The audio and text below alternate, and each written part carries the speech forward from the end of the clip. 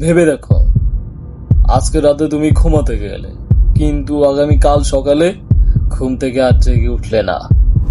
না, কোনো খুনি ছিল না, কোনো বোমা বিস্ফোরণ হয়নি, কোনো যুদ্ধ হয়নি।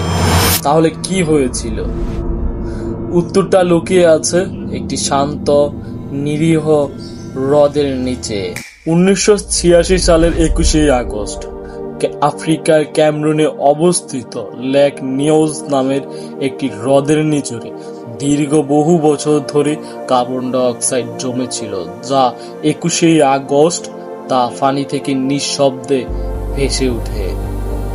কার্বন ডাই অক্সাইড বাতাসের থেকে ভারী, তাই এই কার্বন ডাই অক্সাইড মাটির খুব নিচ দিয়েই পুরো গ্রামে ছড়িয়ে পড়ে।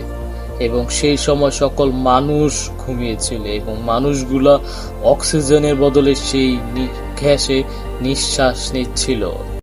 পরদিন সকালে সম্পূর্ণ গ্রাম নিস্তব্ধ। 1746 জন মানুষ এবং 3500-রও বেশি গবাদি পশু এক রাতেই নিঃশব্দে তারা সকলে মারা যায়।